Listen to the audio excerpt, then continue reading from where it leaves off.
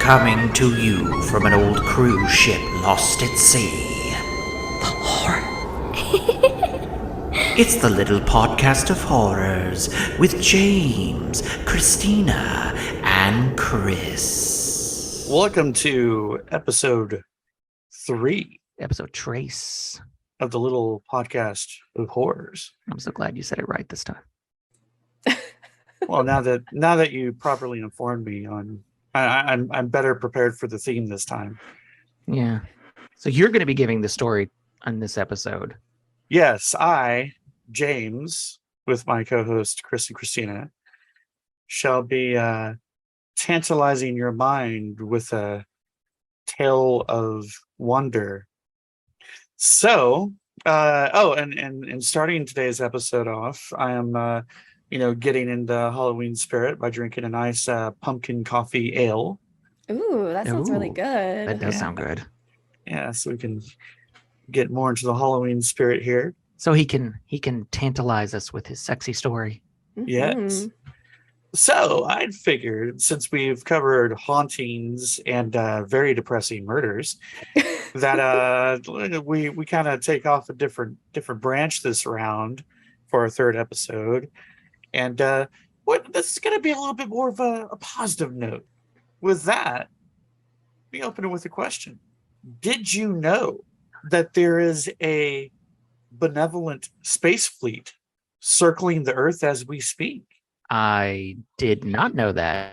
Is it And- the Pleiadians? It is not. Oh, okay. Though you may call them that if you so wish. Oh, they don't care what they're called, huh?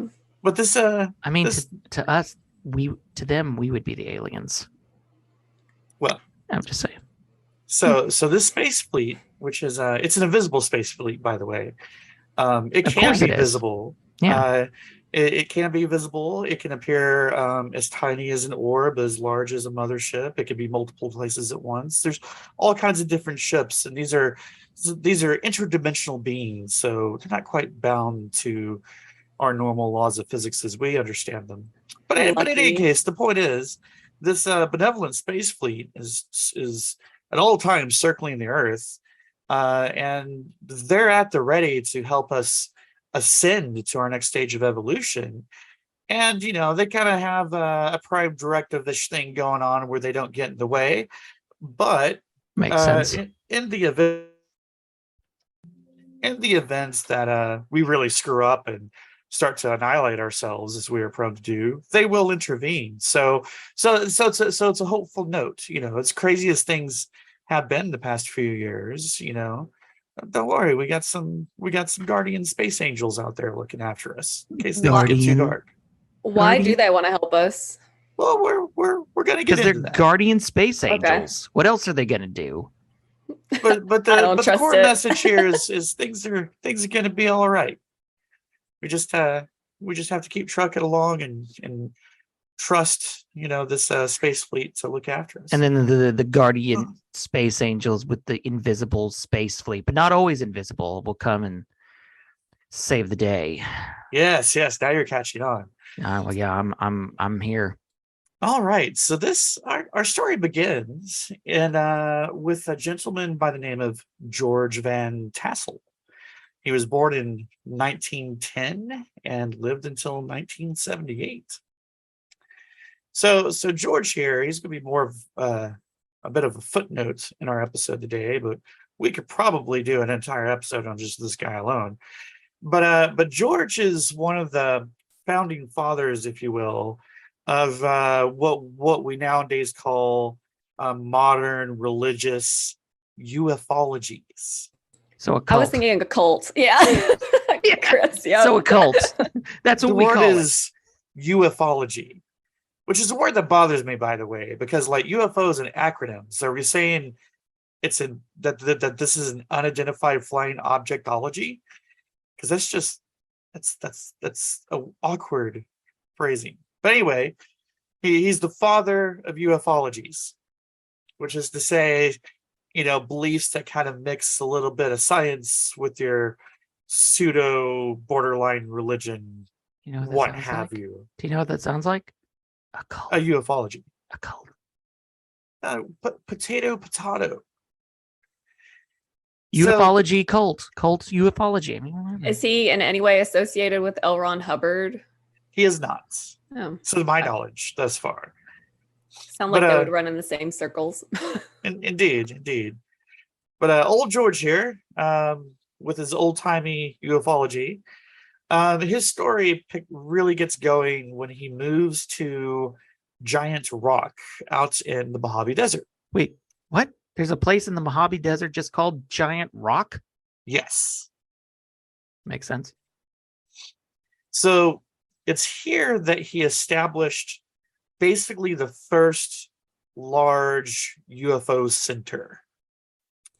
And it became the most successful UFO meeting center of history to date. So this guy made his big splash in The Giant Rock. At Giant Yeah. Rock Well, in the desert. What got him into this though? Like, did he see UFOs in the desert, or like, what's his deal? I'm not sure. That's again where we could probably just make an episode on this guy. I don't know a ton of his. My knowledge of his story begins with this UFO center. Perhaps he Okay. just went out into the Mojave Desert and he found there is a giant rock, and I shall call it Giant Rock because Yes. obviously it was dropped by space angels from an invisible fleet. Come and join us and frolic. Okay, I like that backstory. I accept it. So this excuse me, this Giant Rock UFO meeting center becomes the hippest of all time, if you will. By 1959 there were 11,000 attendees coming to this thing, and they would come to listen to messages that were channeled from space. Oh snap! Okay.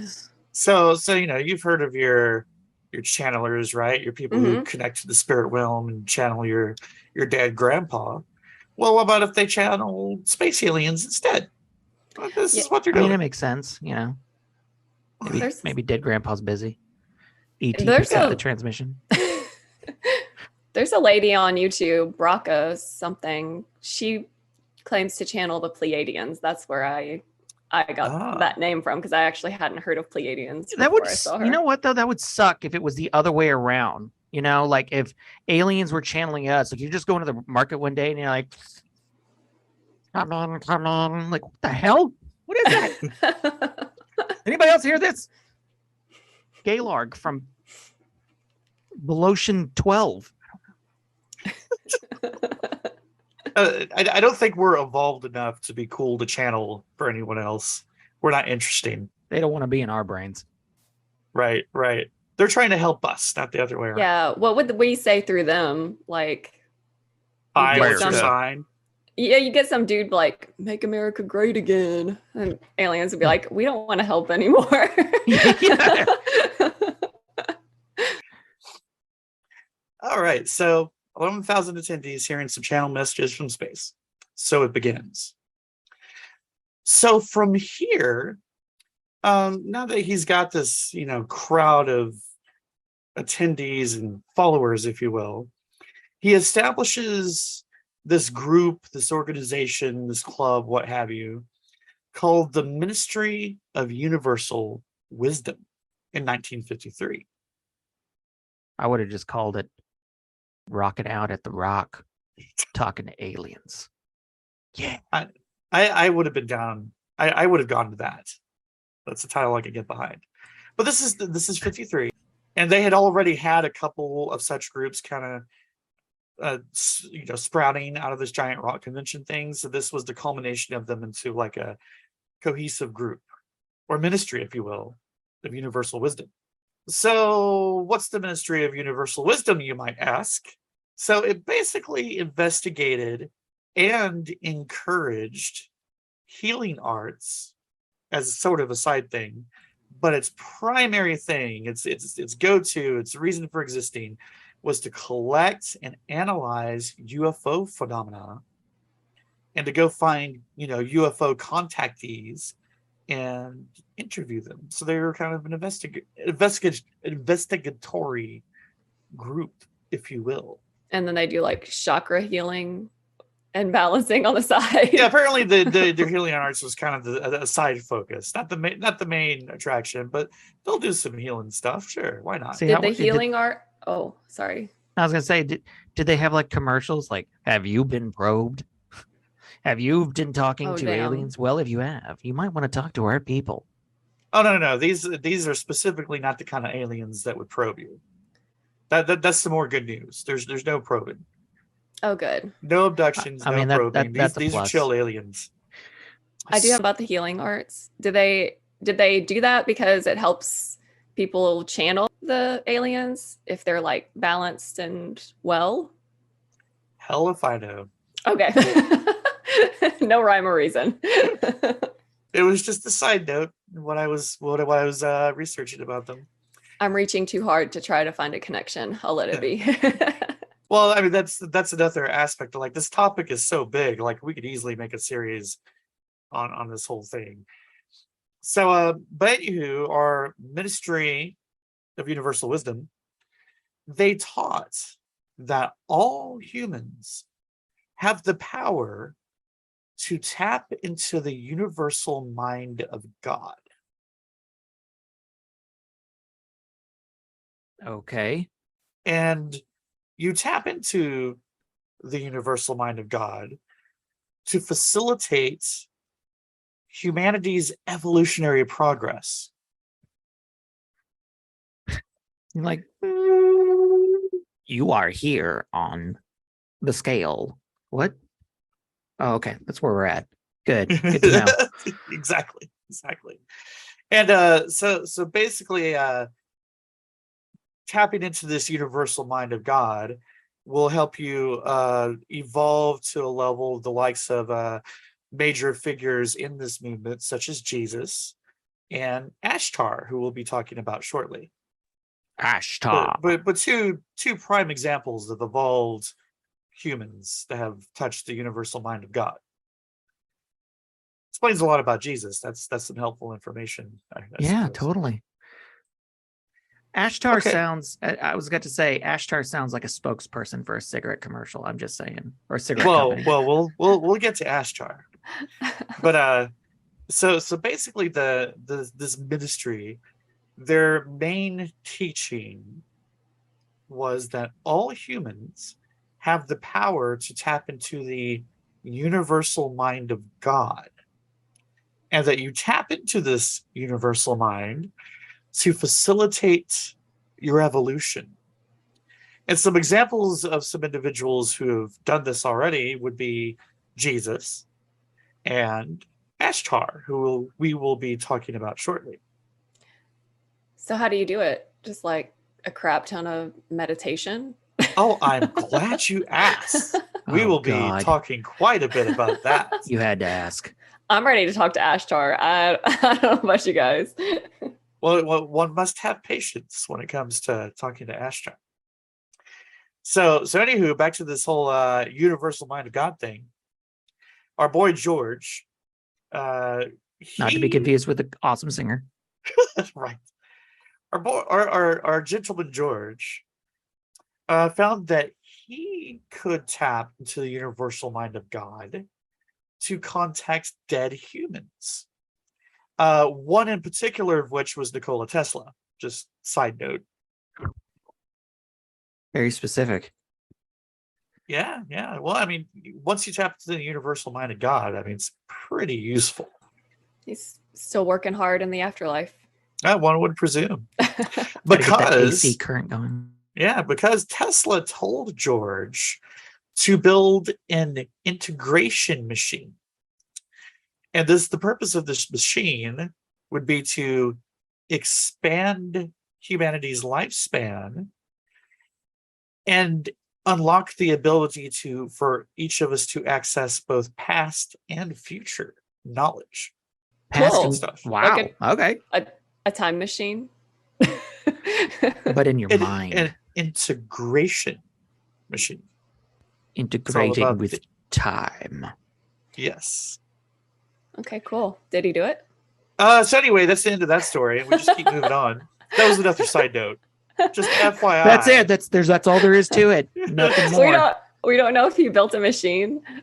Well, I'm pretty sure we do, because we don't live longer, and I don't know about you guys, but I have very limited past knowledge and absolute zero future knowledge. So I'm pretty sure the machine didn't pull through. Dang which it! is why I don't have more information on it. Oh yeah, George did die in his 60s or something, didn't he? 1978. So and he was born 1910, so that made him 68, probably 67, unless he got past his birthday. Yeah. I guess he didn't build a machine in time.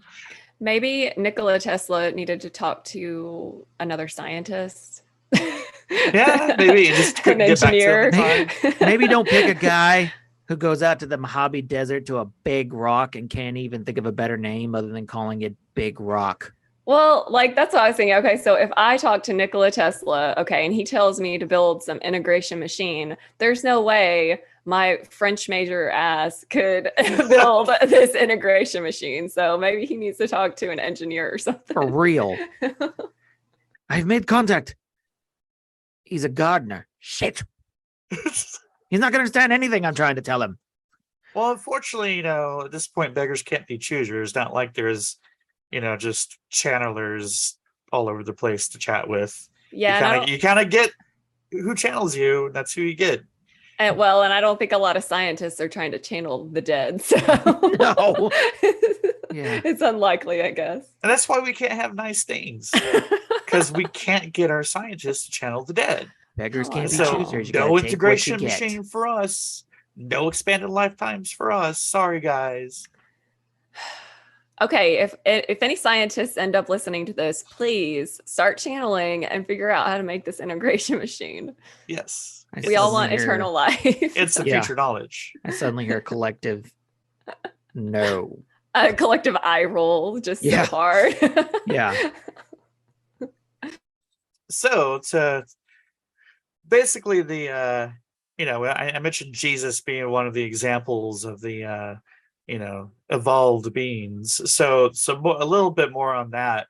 So George believed that the Bible was basically a set of scriptures that told of extraterrestrial intervention in humanity. And by extension, he believed that Jesus was a being from outer space. This has got a real Ancient Aliens vibe. But before Ancient Aliens became cool, he was ahead of his time. He in the was. 50s. Aliens. I actually remember when I was a kid learning about, I remember quickly hearing about the conspiracy theory that one of the passages in the Bible is actually describing a UFO encounter, because it talks about like these rings within this, I can't remember where it was, but saw rings within rings, and like there was heads on each ring, and like it was in the sky. And I remember a lot of people to this day, obviously still think that that was a depiction of a UFO encounter. So it's not really surprising that he would make that conclusion as well, because a lot of people have. So let's talk about Ashtar. So Ashtar Sharan, presuming I'm pronouncing that correctly, Sharan, what have you, Ashtar Eugene Sharan. Yes, Ashtar Eugene Sharan. So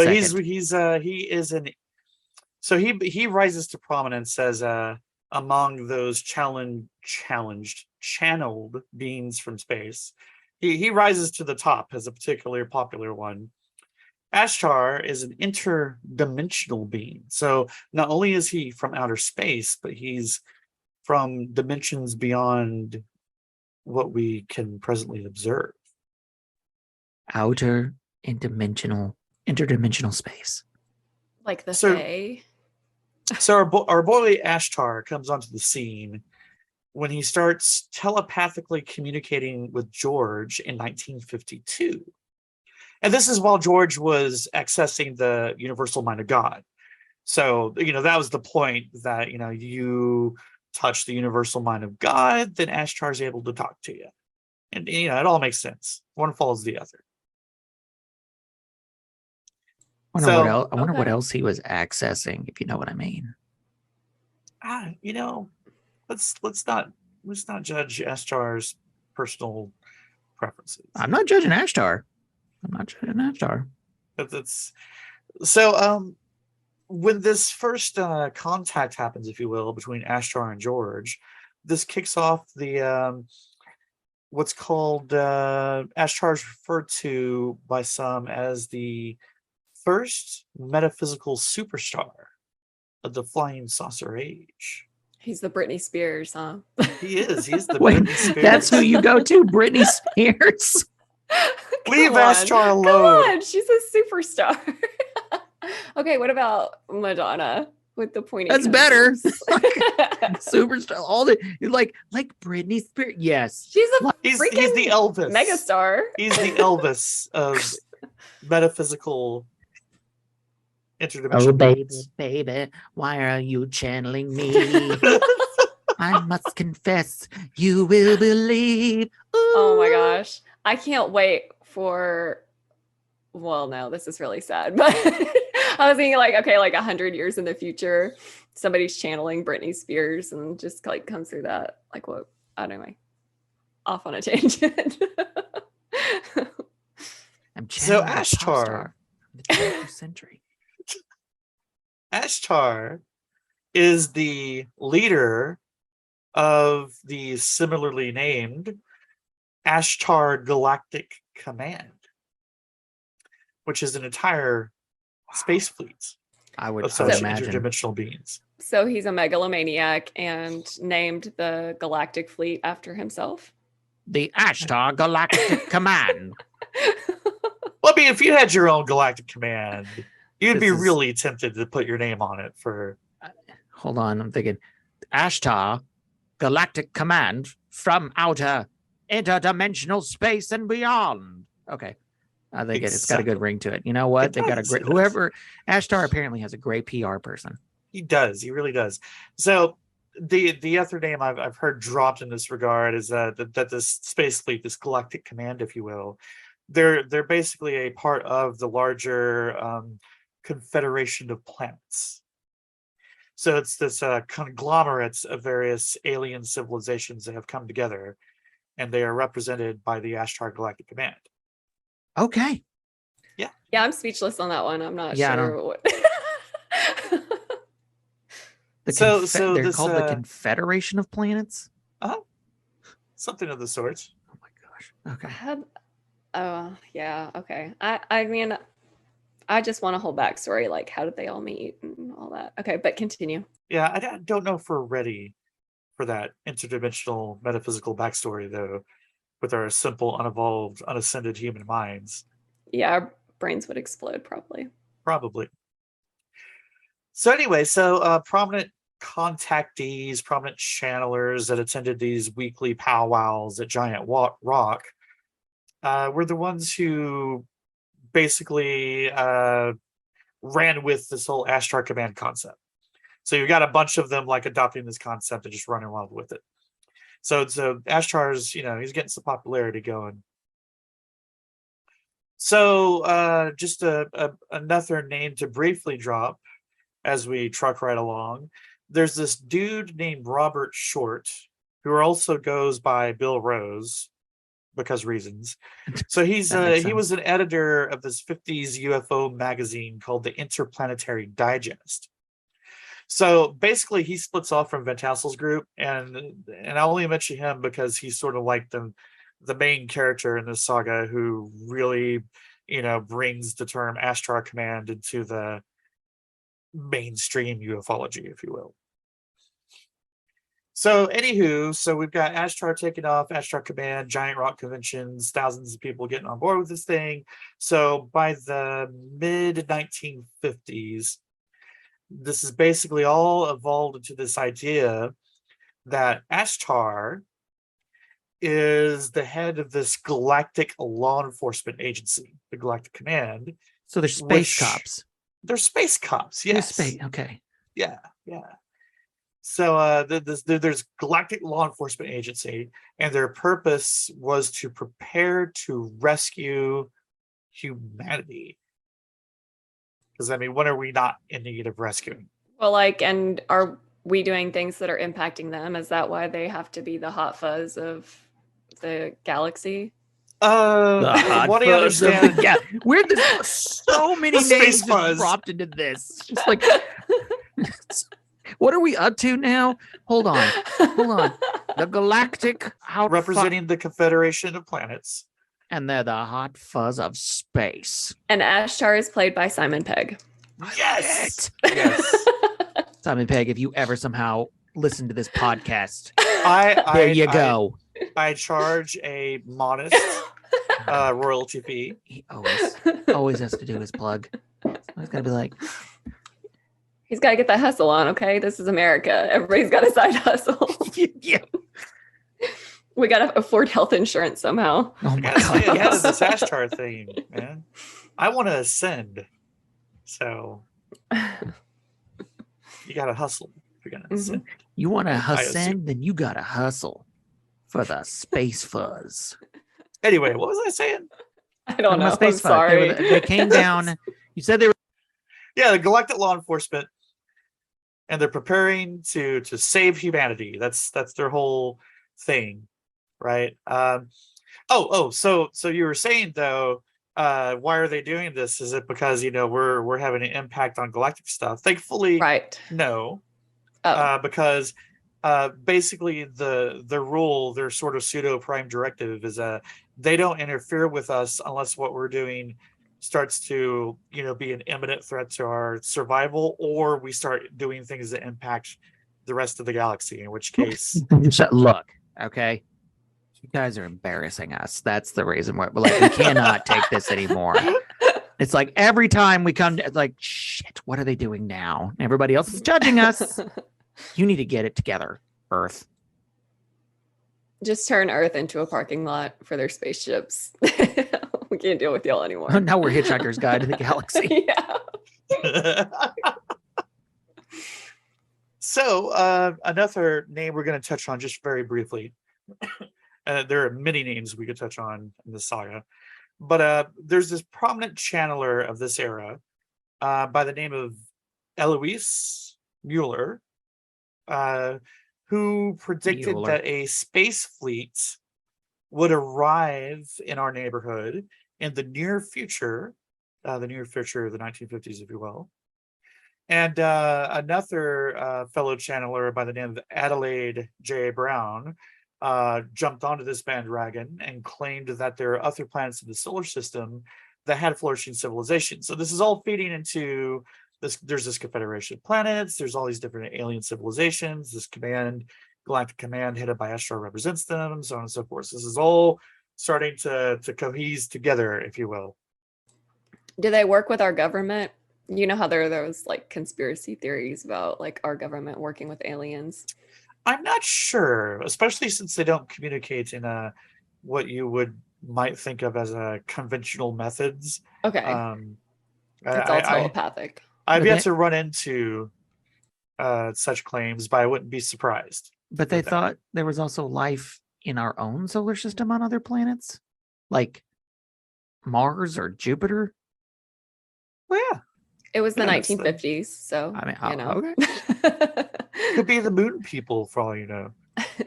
The moon isn't a planet; it's a moon. Okay, Well, that doesn't mean there couldn't be people on it. there's a civilization on Jupiter. They're just blowing around because they're not. Just blow around in gas.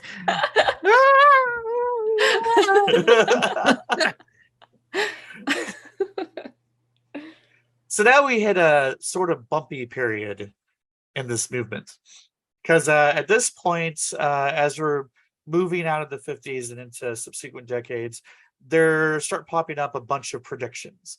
So you have your typical end timesy kind of stuff, that the aliens are coming soon, yada yada yada. The usual fare. Yeah, you gotta have Oh it. my god, I cannot with these predictions. And every time the prediction doesn't come past, they're like, "Well, actually, we were wrong, like the last 17 times, but this time." and everybody goes along with it. It's like, oh, okay, maybe this Right. time. You're right. So this becomes problematic, and kind of hurts the movement quite a bit, because not only do you have these predictions springing up here and there, they're failing and to come true. Obviously, I mean, if you're going to predict something, predict far ahead of the future. You need to have a margin of error that you work in. Or come up that with was the sorry. You know how I like to interrupt on accident. Or come up with a reason why there was no end of world. Like, this action happened, so now it's been pushed down. It's been kicked down further. exactly. Don't you think it would make more sense to be like, hey, the end of the world is going to happen in 1993, or hey, the end of the world is going to happen in 1994? Ghostbusters 2 reference. Right. So the predictions don't go so hot, and as a result, you end up getting all these conflicting messages among the followers that are splintering off in all these different directions. It is a dark time for the movement. Meanwhile, there is a theme that crops up. The various people start referring to what they call ascended masters, and these are basically figures that appear in spacesuits. So these are going to be like members of Galactic Fleet who show up in a physical form in spacesuits to come and visit you. So this becomes a popular concept during this period.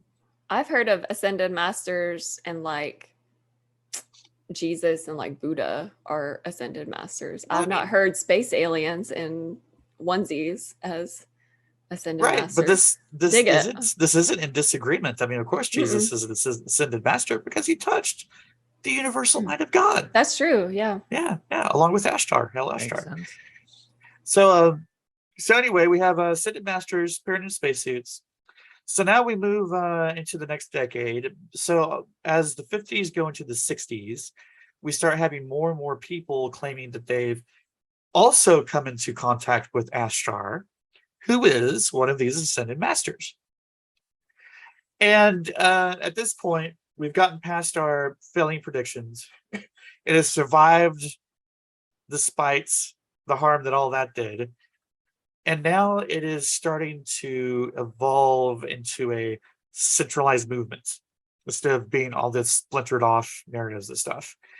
And it gets more and more cohesive up until around the mid-90s. Oh, that's a good stretch. I'm not surprised that they would, especially during the 60s, because what's happening during the 60s? The American space race. And so, like, it's everywhere, like in the news, on TV, everywhere. So that's not surprising at all that they would suddenly be. I would actually expect there like to be a spike in the 60s because of all that. Well, whatever the case may be, they got their act together, stopped splintering off, had a more centralized, unified thing going on. So now, sorry. Oh, now that Ashtar is one of the ascended masters, does that mean people are saying they actually see him, or are they still just channeling him? Oh, this is all still channeling.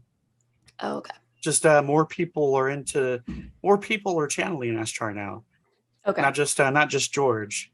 He's really getting around. Yeah, Ashtar's getting around. He's Playing the field. He's coming out of his shell. He's shedding his introversion. He's starting to get around. Bravo, Ashtar. Everybody's channeling Ashtar now. Well, he's had a few decades. He's gotten used to things. He's gotten used to talking to people. Makes sense. Good for you, Ashtar. Way to go, buddy.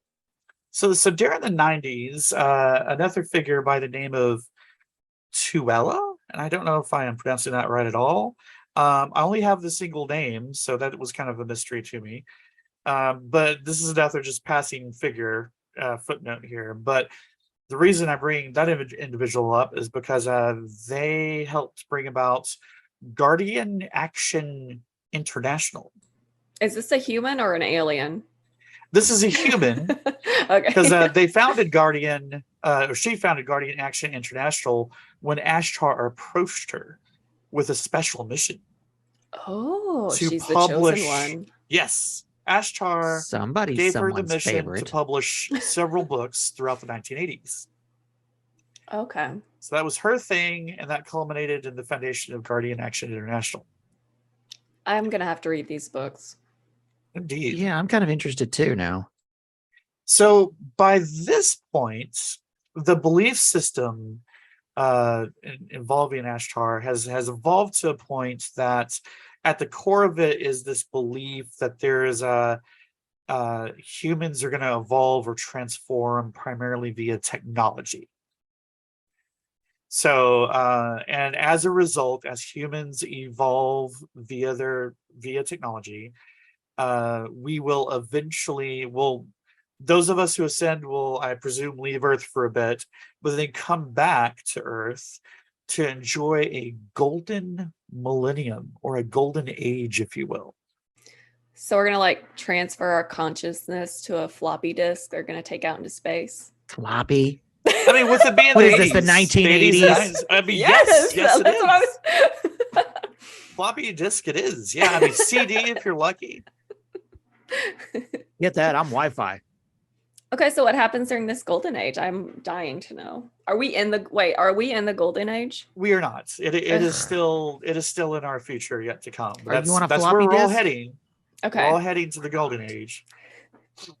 So, so the next chapter kicks off with yet another individual by the name of Yvonne Cole, and Yvonne claims to have channeled Ashtar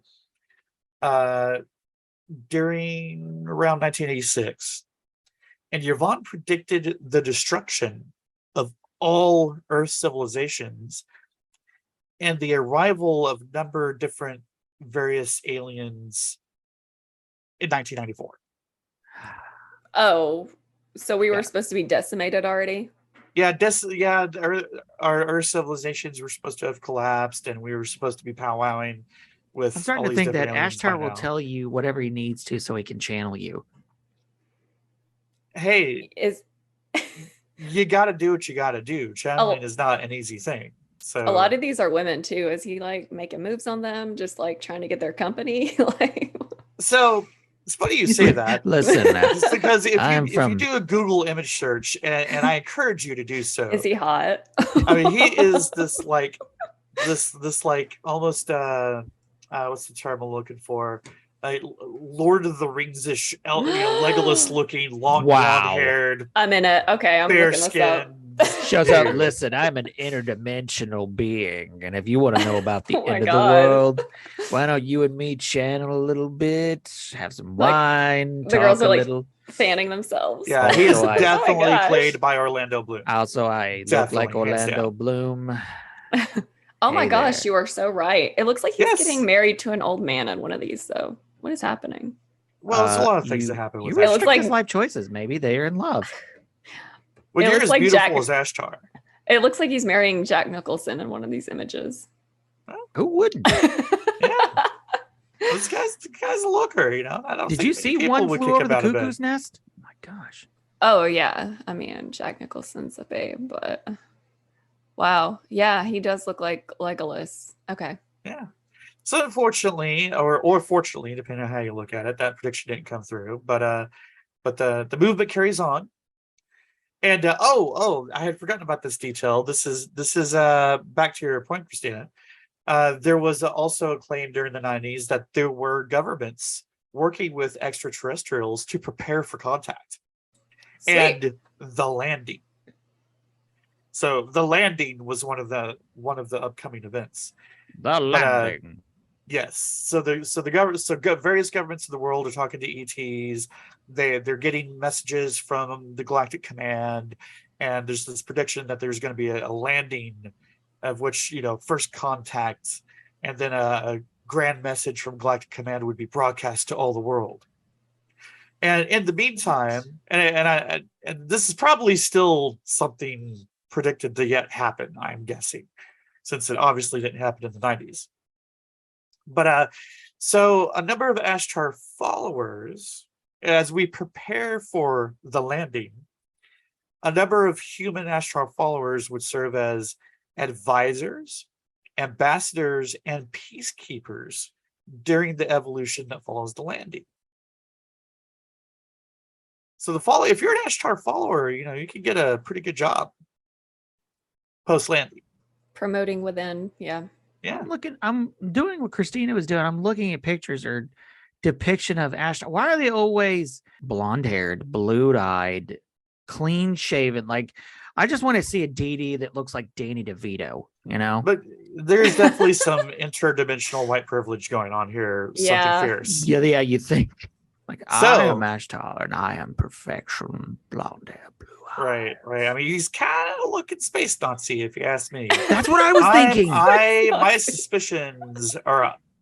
Like, Bunch of if history has space taught us Nazis. anything, when blonde-eyed, blue-eyed people, blonde-haired, blue-eyed, fair-skinned people start, excluding myself, start running around claiming to ascend humanity, like there's going to be some bad stuff. You're not going to like it. There's going to be some final solutions that we're not. Yeah, gonna man. like. It's They're not the calling solutions themselves you're the looking space for. police, Yeah. or like the space Gestapo. Space Gestapo. Yeah, just saying. But Ashtar's gonna Ashtar. So now we're moving past the 90s into the internets. So with the dawn of the internet, the Ashtar movement goes online, and this kind of becomes a renewed boon for the movement, because with the coming of age to the internet, this movement becomes unified and sort of develops an orthodoxy. So this is when it truly starts getting like a cohesive message. There's like a single centralized authoritative source. Like, so it's taking all of these splintered messages and reining them in. Okay. So we now have some Ashtar orthodoxy. The cult part is like really forming Yeah. into one unit. The internet has an extraordinary ability to do that. There's something I was going to say. This reminds me of something Dr. Neil deGrasse Tyson said once. He's like, the internet came along and with no manual on how to navigate it. And so you have this one person with this insane idea, and he finds another person with the same insane idea. And then they start to think, we're on to something, rather than realizing they're both just full of shit. And so I feel like that's what's happening here, but on a much grander scale. Well, as the message is becoming cohesive, and we now have a central authority, they managed to address all these conflicting prophecies and failed predictions, and as a result, they produce like this just singular unified worldview. So they go through and address all the messy stuff, get that cleaned up, and get a cohesive message that can stand on its own. And one of the ways it does this is that it addresses some of the channelers who aren't adhering to the orthodoxy. And so channelers who deviate from the centralized group, the centralized orthodoxy, they're declared invalid. And the message is basically like these rogue channelers are being deceived by other space beings who have rebelled against the Galactic Command. Not Ned again. So what are the rules? Like, what are these channelers doing that they're like, oh my God, they're breaking all these rules. This is not Ashtar. I have no idea. This is going to take some even further rabbit holing to dig down into what exactly the orthodoxy is. And I just how hope that the ones that were all pro Ashtar just got together and be like, these rebel scum. Yes. It's like, they rebel. Wait. So we have an Aryan Ashtar with the Galactic Peacekeeping Command. Oh my God. Yeah. Who are decrying rebels. Yep. His followers are like, actually, Ashtar has a German accent. Okay. Yeah. I mean, which ones have which colored lightsabers is my next question. That's pretty much, yeah. These are space Nazis. That's what this is. I don't know. So, anywho, at this point, there's basically the standard rule is no future channels going forward will be accepted unless they're operated on the level of the soul, having complied with 12 guidelines. I don't know what these 12 guidelines are, mind you. I just know that there are 12 guidelines. Okay. And if your channeling is following these 12 guidelines, then you're channeling on the level of the soul, and you are cool. You are orthodox. I mean, you gotta hand it to them. It's a pretty good system for making sure that people just don't, come up with crazy ideas and deviate off the path. Yeah. That would be too crazy. Yeah, we don't want to get crazy with this. Right? It's pretty smart, if you ask me. So anywho, our orthodox conclusion at this point is there are millions of spaceships in the vicinity of our little blue planet. What? Yes, millions. They're invisible, of ships. remember? They're invisible, except for when they're not. So there are millions of spaceships around Earth, but they'll never interfere with the surface of Earth unless there's a serious problem. Say, for instance, a World War III or an astrophysical catastrophe. Those are kind of the scenarios in which the Galactic Command will step in and get it straightened out. There are millions of ships just creeping on us. Sounds They're like it's just... they're just looky-loos. Maybe they're nice creepers. Don't they have anything else to do? Millions? I guess if we're like the only civilization left that hasn't gotten its act together, they don't have anything else to do. Maybe we're like along the space highway and they like stop because we're like an attraction. Calm down, slow down, check it out. Here's that. Look at these crazy We're flyover planet. We're flyover planet. Like, lock your doors, okay? We don't want to go down there, but let's look. Man, they're weird down there. Look at what they're doing. They're hanging out under a big giant rock. Who does that? I mean, I can't argue that point. So now we move on to 1994 and what's called the Pioneer Voyage. So we're going to rewind just a tad back into the 90s. So in 94, there's this small group of followers that claim that the liftoff experience has already occurred. And they know this because they themselves have been aboard ships of light that have been circling the Earth. So not only are there millions of ships, they're ships of light, if you will. So these are people saying they were abducted? No. They have been aboard, but not abducted. This is nice. This is friendly. Oh, they got consent. They were guests. Okay, the aliens got consent. They just didn't snatch you. Okay, yeah, no. These are not the type of aliens that snatch you. They're very polite. They're very polite, very chill folks. Just hello there. They're space Canadians. Would you like to come aboard and take part in our alien soiree? We have fondue. We have they're basically space Canadians. Hey there, you want to go on up to the... No disrespect to Canadians, actually, I love Canada. But, so far we've gone from the Galactic Space Command, Space Cops, Space Fuzz, Space Hot Fuzz, Space Nazis, Space Pioneers, and now we're Space Canadians. Like, yeah, we can't decide. All over the place. Okay, so you're probably wondering, how did these humans get aboard the ships, especially if they're, not really tied to our observable dimensions, right? Oh, that's easy. Floppy disk. That would be one approach. But it is getting into the 90s, though. We're starting, CDs? We're more advanced to just doing CDs, floppy man. disks. Yeah. Remember those mixed CDs we used to make? So the Galactic Fifth Fleet used this phenomenon called physical vibrational transfer.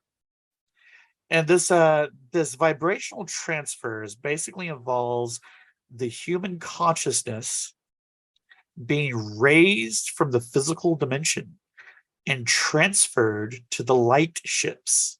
So they died? I'm pretty sure they come back.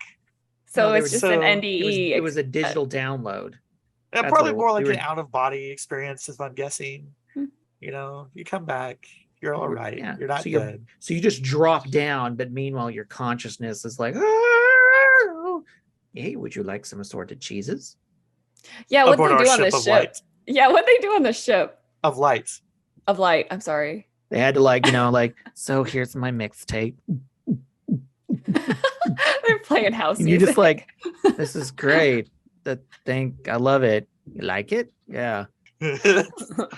So, following this liftoff experience, later the same year of 94, 250 people participated in a second event in which they opened a portal to the Ashtar command ships forever. So the portal is opened, it is staying open. We got an open portal Cool. to the ships. So did all these 250 people know each other, or are these like 250 cases or claims that came out, but all over the place? Hell if I know. Just that 250 people. Who knows? Okay, so a portal's open. The portal's open forever, walk if you right will. through. Apparently. So participants here, they were required. So these 250 people, okay, the requirement was they had to have their vibrations raised through an 8-step contemplative procedure, a meditation, if you will. And so the voyage occurs during this 8-step contemplative meditation. And then it's later revealed to these folks. So basically you do the meditation, the voyage happens during the meditation, but you don't remember it immediately. So you come out of the meditation as like, oh, well, that was boring and everything seems normal. But later, at some point, these folks have what's called a memory recall. And basically the memories of their time aboard the ship come back to them in due time. Oh, okay. So are these 8 steps on YouTube so I can do it? That is the $1 million question. I mean, we need to find the 12 guidelines to make sure that we channel at the level of the soul, and then we need to find the 8 steps to do our contemplative meditation to vibrate ourselves into the light ships. Vibrate ourselves. But they better not be space Nazis, because if that's the case, I'm going to be really bummed that I did all this work. This is really weird. And we'll talk about this because this is sounding a lot like the hemisync method that I was going to talk about. The Huzi-Watsi method? The hemisync method. It's the gateway experience. And we'll talk more about that in a future episode when I do it. But that's the same thing. Does he hail Ashtar? Well, the thing is, this is what he talked about. Is he a rebel? Because you have to be careful.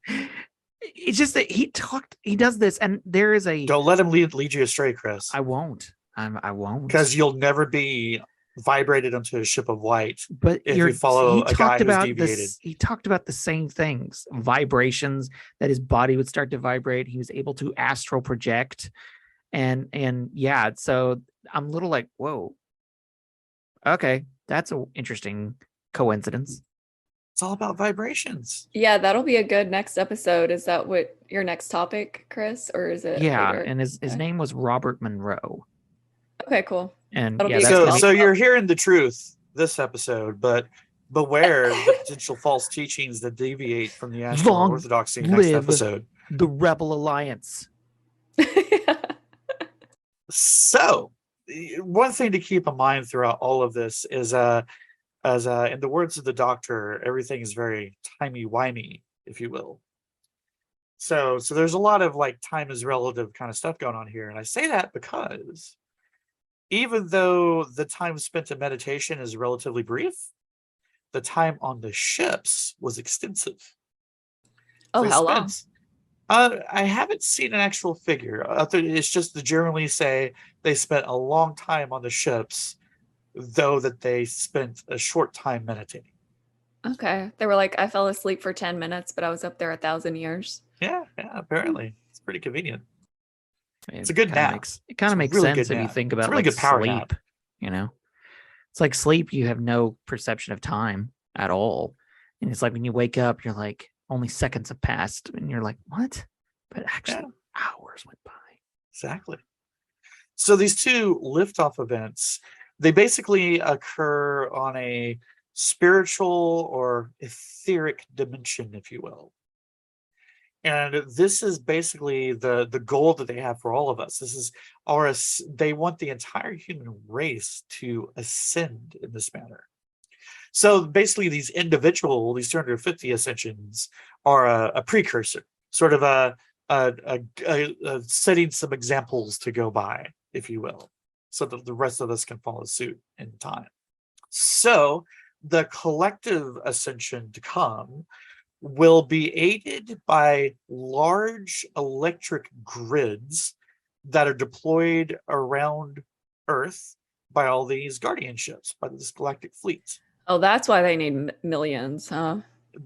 That's why we have 5G. So they can trap us in a giant net. So you have all these crazy people saying it was to put tracking devices in us and do a COVID thing or whatever. No, doy. It's about the galactic fleet preparing us to ascend. Man, a bunch of negative Nancy's. It's all about ascension. Come on, get with Of course it is. So, you might be asking yourselves at this point, it's like, gee, all these decades later, I really wish there was like a modern authority we could go to learn about Ashtar today. You'd be in luck because there is. Yay! I gotta start my journey joy. somewhere. So our last leg of today's episode is my favorite part and the main events that I was building up to. So enter Daryl Anka, A-N-K-A, Anka. I'm presuming you're pronouncing that. Daryl Anka. We're not going to talk about Daryl actually, because Daryl doesn't really. He's not really the main character here.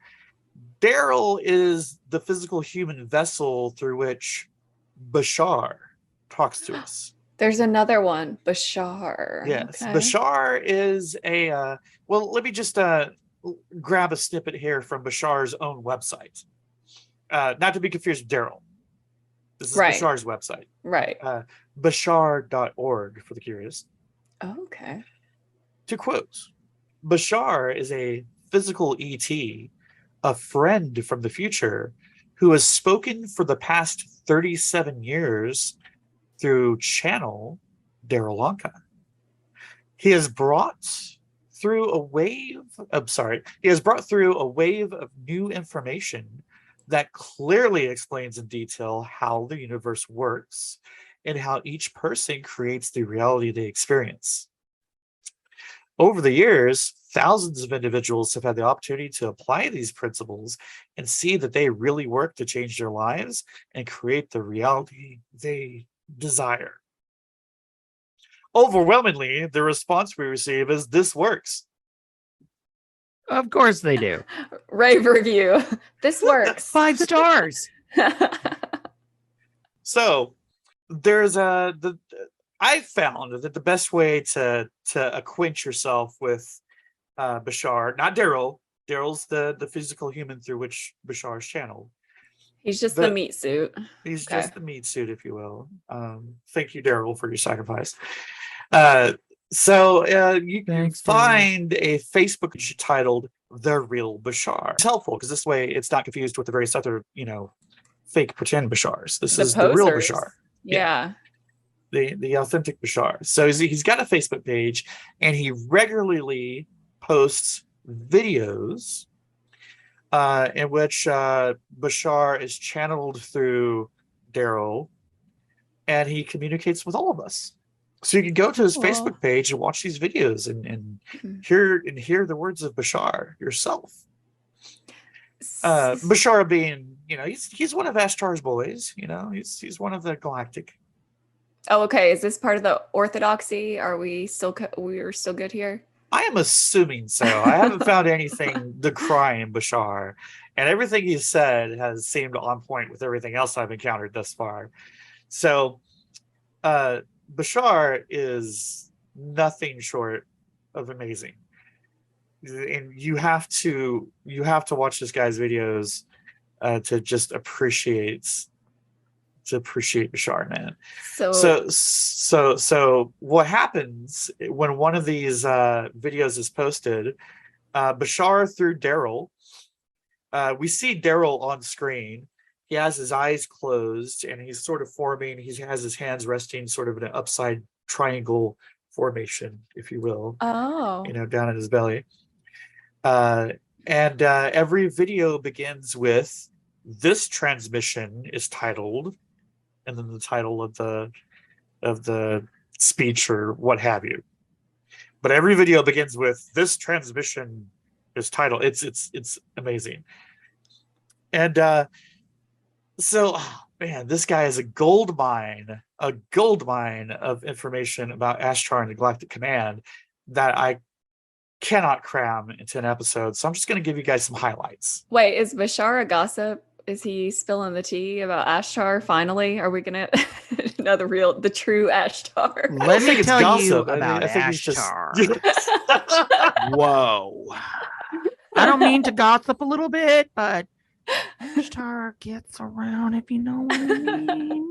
No. Our boy Bashar, he's a teacher. He's sort of a sage Okay. figure, instilling wisdom of Ashtar to us all. So now I'm limited as to why I can share it because unfortunately, you gotta pay to see some of these videos. Channeling Bashar Sure. takes effort and work. Hmm. You gotta keep the lights on when you channel Yeah, Bashar, some's got to right? pay those bills. Yeah, because what else is Daryl going to be doing for a job when Right. Bashar is running the body? Yeah. That is a question that I had. Is Bashar always running his body, or does he just like Daryl come in and out of channeling? That is my question as well, and I'm assuming and hoping it's the latter. Yeah. But we only ever see Bashar on video. We never see I have never seen an open-eyed, normal talking Daryl. It's always been, Bashar. Okay. I can imagine it'd be hard for Daryl to find a job. He's like, okay, here's my resume, my video resume. It's a transmission from an alien named Bashar. And this is why I can't come into work today. So let me just drop some random tidbits that I've learned from Bashar's transmissions to Earth. Akashic records, that is to say, information about our boy Ashtar. Akashic records are accessible to anyone, to any of us, as long as we vibrate at the right frequency. That's the key. That's the key to all of this. You gotta vibrate the right frequency. So you have to cannot be be off quiet. for them. No, you cannot be off. You have to be quiet. You have to be calm. And then you have to vibrate with that information and share your excitement for it. That's how you tune your vibrations. You're focusing on the information you want, and you're channeling your excitement for the information to tune your vibration. You got to really hype it up. Okay. I've heard of the Akashic records, and that's just like knowledge about everything, like, right? Like how the universe works, like Yes. anything you could ever want to know. Okay. Yes, exactly. I lead a boring life. I've never heard of this. Me neither. Although this whole, like I said, this whole channeling at a certain frequency, that was Robert Monroe's whole thing that I'm going to talk about. Like all of that. Yeah, I'm sure it's a false teaching, deviating from the Galactic Command, Hail Ashtar. Yeah, sure. So your next inevitable question is, of course, going to be, if anyone can vibrate and get this information, can these records be twisted? Can you relay it? Can you get incorrect information on accident as you're vibrating? Bashar is quick to tell us no. That cannot happen. So when you encounter information that seems conflicting or doesn't make sense, in context with the rest of what you know, that just means that these variations are the consequence of you connecting with the records of an alternate universe. I love it. Multiverse, Akashic records. Oh yeah, I love the. So- We're going to talk about the multiverse in a future episode. So information may seem conflicting, but that's just because it would be conflicting if it's in the same universe. It's different universes. You gotta pay attention to which universe you're connected to, or you're going to get confused. So as I said, you can buy recordings of his live streams, which kind of confuses me because it's not a live stream if you're buying a record. But anyway, you buy recordings of his live streams on his site. You can learn all sorts of these truths, such as what really happened to Atlantis. So to give you a little preview of that, many Atlanteans had a lot of something or another blood. And I say something or another because I heard him say it, and I cannot regurgitate and pronounce that word to save my life. It was some fancy ancient word. We'll just say it was Aquaman blood. I'm just assuming alien. It So was I'm gonna run Momoan with that. blood. Chasing so- Momoan blood. That would explain it. But so many Atlanteans had a lot of this supposedly alien blood, and they survived the fate that befell Atlantis. And what fate actually befell Atlantis was a comet. So this comet appeared in the sky for months before it actually made impact and washed Atlantis away with a tsunami. So that's what happened. Wait, so are some of us descended from Atlanteans? Well, I didn't pay for the video, so Oh man. my That knowledge Jason is Momoa is. extremely limited. So it's pay per video and not like a membership or something like that. I'm not aware of a membership. It looked like per video to me, but Mm. I can't say I was especially thorough through the payment options of the site, to be fair. Bashar's really nickel and diming us here. Okay. You do what you gotta do. He's not going back to that shoe shop. I'm gonna have to So- vibrate up to the Akashic records myself then. So another question you might have for Bashar and Ashtar and the like is does reincarnation happen? Yes, does it? Does it? I must know. No, so to Aw. speak. No, hold on. So to speak. Lame. Reincarnation doesn't actually happen, but it appears to happen because you think about it in a linear way. So what we understand as reincarnation is just an illusion because all things exist simultaneously. Oh, so we're like our spirits are in multiple bodies all at the same time. Yeah, everything happens all at the same time and all at the same place. Okay, I can get on Yeah. board. Yeah, so I'm happy to clear that one up. We could close the chapter on reincarnation right off the bat. Thank you. Yeah, finally answered once and for all. So let me as we head toward close, I want to share one of my favorite morsels of wisdom. So I'm going to do some quoting here, so bear with me. So one of these videos, and this is thankfully one of the free ones, is a little bit of it. Bashar does some Q&As sometimes from lucky viewers. So basically one of the viewers had posted a question that was regarding past life regression. Yes. Yes. So she refers to this book that she had been reading that makes the claim that if a personality, a spirit needs to master a certain experience, that according to the book, that spirit must come back to the physical realm with no choice in the matter. You've got to bring that spirit back in order to master the experience that you're looking for. So she's asking Bashar, is this true? And there's this concept of the oversoul. So she's asking, does the oversoul choose all of our experiences, or are there those with which are there experiences which we must complete? So basically, as we're looking to master experiences, are some of them optional or are some of them like mandatory? Yeah, good question. Great question, right? And the Ready for the answer? answer? Yeah. The answer is going to Yes. satisfy this one once for all. So I'm going to quote verbatim, if you will. So just bear with me for a second. Bashar tells us, there is relevance to certain things happening within a certain definition of an oversoul, and that means the souls in that oversoul are relevant to that oversoul, and that the higher minds relevant to those souls also have certain things that are relevant to the definition of those souls and oversouls, and the personalities will have certain things relevant to that oversoul's theme. So it's not that the oversoul chooses it. It's just an extension of what the oversoul is that extends into what the soul is and what the higher mind is for that particular personality and what that personality is because of what the oversoul is as its ultimate definition, as its primal core definition. Glad to clear that up for you. Okay, Bashar's serving word salads for dinner. Okay. It's a good thing that we Like, didn't. What? I'm glad we It's a didn't play word the. salad to you because you're thinking about it in a linear way. No, I'm glad we yes. didn't. I'm just glad we didn't play the drinking game. Take a shot every time he says soul. Oh, we'd be trashed. I'd be Be like, throwing up. And that's when Christina died of alcohol poisoning. Like, Feel Ashtar.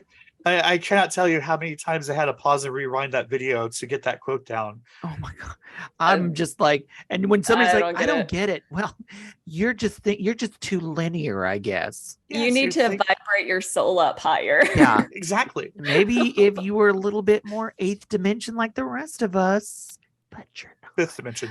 You're vibrating green. I need you to vibrate blue. Okay. Fifth Yeah. dimension, Chris. Don't overshoot it. I just want somebody to be like, You're trying to go ludicrous speed over there.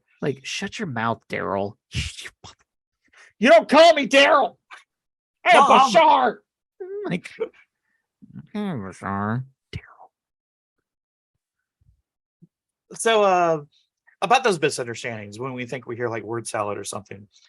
So basically a theme he runs with is a lot of misunderstandings are due to us existing within a limited time and space and split among and that basically our consciousness is split among a conscious, a subconscious, and an unconscious. But in the beyond, Basically, he's just like, it's not that I'm bullshitting you. It's just the fact that you don't get it. It's the Yeah. he's gonna just basically intergalactic gaslight you, is what he is. Yeah, You just don't get it. Like, I was thinking, it's not me, it's you. Okay. it's your fault. It's well, your if it fault. helps, he's not really condescending about it. He's very hopeful They that never are. we don't They're get like- it they- yet, but just we like- will. It's like you'll get it eventually, and eventually it won't sound like a bunch of garbage, twisting everything around to just confuse you. One day you'll get it. Well, let me finish Sorry. before you start hating on the game here. See, so whereas right now we exist within a limited time and space, and right now we're split among a conscious, subconscious, and unconscious. In the beyond, we will experience. So as we transition to the beyond, we'll experience a life review because everything exists all at once. So as we're moving to the beyond, we're going to experience our conscious, subconscious, and unconscious minds all at once, and all of our experiences all at once. But don't worry, because you might think, that having a life review, like, this is going to cause some anxieties. You're looking back on all your mistakes and trip ups and things you did, your misdeeds. But don't worry about that. You're not going to be anxious because there's nothing to fear, because you only absorb it as knowledge and experience. So it's basically just going to be one big aha, I get it now, once you experience all of this. You'll look at this at the horrible screw ups you've done, and it's like, oh, I understand that to be a screw up now. I am thus a better being, having understood this. I've heard that in other belief systems as well. So yeah, Mhm. Yeah. that's that, and I like that. I do actually like that part. Hey, you want to know about karma? Yeah. Sure. Because Bashar's got some things to tell us about karma. Come Wanna know on, about karma? Bashar. It's a Thank you. bitch. So first, tell me what your understanding of karma is. What is karma? You get what you put out. Yeah. Aha. That's what I think too. So Is that a question? Is To- that to what I quote- think? Too? to quote Well, to it quote was. Bashar again. To quote Bashar again, for a long time, people on your planet have misunderstood the meaning of that word, karma. So Bashar tells us that karma, he starts going back to like the original Sanskrit meaning of the word karma. It just means action. and actions are the language of the physical reality. So karma boils down to the actions you take to rebalance yourself if you find you've taken some action to take yourself out of balance. So what you might call consequences or getting your just desserts or whatever, it's just rebalancing. Mhm. You've fallen Okay. out of balance. The karma's getting you back in balance by whatever means necessary. Okay. So karma is synonymous with free will because you're taking the actions to rebalance your life. Okay. Yeah. So with that, my friends, that is everything I have in summary of Ashtar, his galactic command, and his pal Bashar. Ashtar and Bashar. Or Ashtar and Bashar. El Ashtar. El Ashtar. Okay. And then So we'll are channel you guys ready to Jafar. ascend? I don't Are you know. ready to vibrate? I'm ready to vibrate out this bitch. Let's go. Yeah, man. Let's vibrate on out that door We're going to vibrate into a golden age. into a golden age of floppy disks with Floppy disk. Space Bowie. I mean, or whatever he is with the space cops into internet. At least Okay. he's a sexy space cop. He looks like a space. He's Yeah. all yeah. He looks like a sexy space cop, but unfortunately, he channels around. So He channels around. Hey, when you know. got that level of interdimensional sex appeal, you know, don't look, man. don't hate the interdimensional player. Hate the interdimensional game. Game. Yeah. Wow. I really want to show you guys this picture that I'm looking at. Yeah. Show it to us. Can I share We'll my have to- screen? We need to post it on our show notes. Yeah. We'll post that on our show notes. That'll be great. Oh, the host has disabled participant screen sharing, so I can't show you. Oh no. Let me see if I can fix that.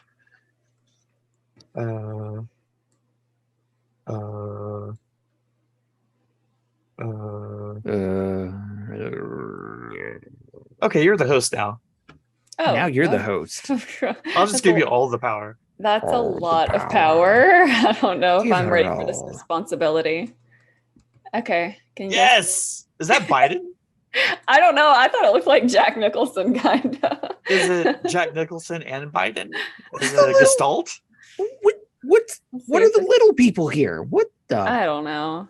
Meeting with Ashtar Sharan, commander of the Grand Cosmic Squadron, to discuss the evacuation plan for planet Earth. Yeah, maybe that is Joe Biden. Oh my God. So all of the aliens are fair skinned. Oh no, we have a redhead. Redheads are the fairest skin, like they're bleach white. There's this, My wife can't go outside for more than 10 minutes I'm without just getting saying they're not burned. all blonde. They're not There's- all strictly Aryan. Oh no, I there's mean like this purple one right here. yeah. They have some Irish aliens among them. Oh my gosh. So that purple one, Uh-huh. he's standing right in front of this one figure, and it looked like he had alien ears for a second, like antennas. But that's just the V. Oh, yeah. But I was like, what? We get antennas? Like, we are the egg people. Come, let us love you. Let us take you away and vibrate into your souls. Hail Ashtar. This picture. Ashtar, my old friend. I missed you so much. Oh, where have you been so long? It has been so many years. Yes, it has. I have missed you. Yeah, I missed you too. Let's catch up. How's Galagar and your 17 other wives? Oh boy, I need a drink. We don't call them wives as you do in your linear physical dimension. Is that going to be the new diss? Like, you're so linear. You're just so linear. You don't get it. You don't vibrate the You way don't I do. vibrate. I think people already say that, so. Now, to be fair, if there are any Ashtar listeners in the audience, it's like I don't want to hate on the Ashtar Yeah. folks because all things considered, like these are like all their messages are about universal love and experience, love and acceptance of everybody. And the galactic ships, they have no weapons. Like they defend themselves with their thoughts and intentions. They have no need for weapons. They're not violent. They can blow people up with their minds. And They're chill. I'm with you. If there's any people listening that are actually followers of Ashtar, I apologize. I'm not trying to be. I mean, it's okay. I should just say I have a beer with you. It's yeah. I'll drink with you and hear you out. Like, and I yes. I'm just. It's a lot to take in. You gotta at least admit that. Like, that's a lot. That's a lot. Okay. That's all I'm saying. And I believe some crazy things. I'll trade some tit for tat. Yeah. It's all good. Yeah. I mean, you look at Christianity, and it's like we believe in like some guy parting a sea and walking between it, and virgin births and raising the dead and all that. I mean, so do they. Yeah. Fair, so because they're just descended beings. So, I mean, Ashtar. Well, cool beans. That wraps up episode 3. I don't know where to go after that. I'm just like, I don't either. Yeah. So, yeah. Episode 3 in the can. May your vibrations be fruitful. May your vibrations be fruitful. Yes. Hail Ashtar. Hail Ashtar. Tune in for our next episode on October the 25th. Where we will continue our discussions into the strange and mysteries and unknown. If you have any questions, please feel free to email us at littlepodcasthorrors@gmail.com, and we'll be placing something. We'll try to put some things into the show notes, and yeah. But try not to ask your questions in a linear way. Or do. I mean, whichever. We accept it. We accept all questions. And then, of course, if you enjoyed the show, give us a follow and yeah. And share us around. Pass us around to your friends. Yes, like Ashtar. Spread the word of Ashtar. Channel us around. Be like, come vibrate with us. Any last words, James? Hail Ashtar.